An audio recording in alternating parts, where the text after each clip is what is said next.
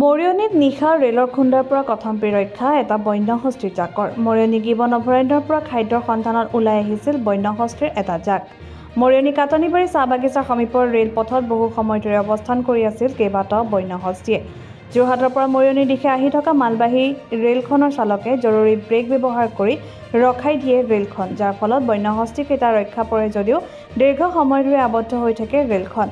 মৰিয়নীত প্ৰতি বছৰে ৰেলৰ খুন্দাত মৃত্যু হয় বন্যহস্তীৰ। বিগত বৰ্ষসমূহত 14টাৰো অধিক হাতী মৰিয়নীত ৰেলৰ খুন্দাত মৃত্যু হৈছিল।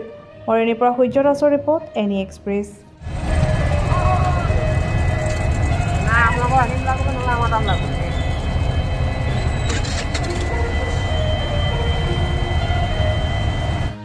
ভালে আৰু দে বাগানটা দেখি উদিকে লুকাই যদি কোনো নাই। এই যক কৈ যক, ইয়াত চাই থাকি লাভ নাই।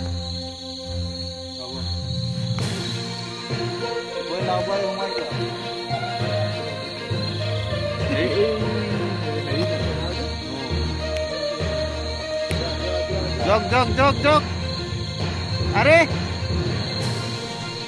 রেল লাইন হয়, রেল লাইন হয়, সোনকালে পাৰ হৈ যাওক।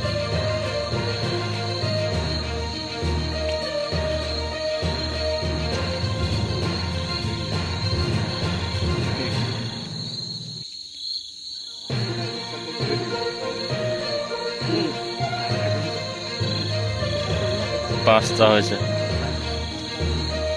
ছটা, সাতটা, আঠটা। এইটো নহয়, একেবাৰে পোৱালি আছে ৰবা।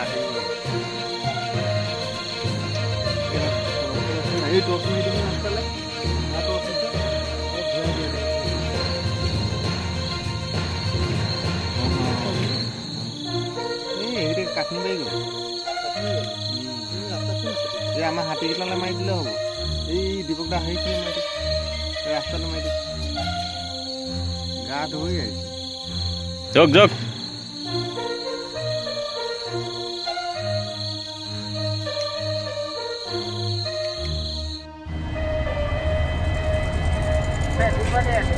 খেলিব নাই খেলিব পাৰে, খেলাব এটা গৈ দিলে।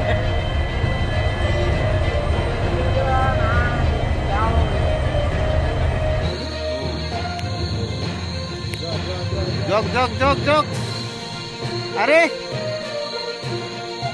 ৰেল লাইন হয়, ৰেল লাইন হয়, সোনকালে পাৰ হৈ যাওক।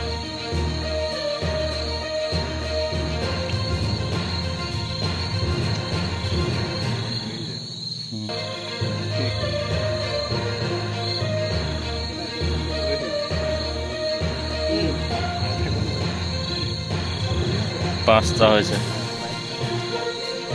ছটা, সাতটা, এইটো পোৱালি গুচি গ'ল, এইটো গাঁত, আঠটা। এইটো নহয়।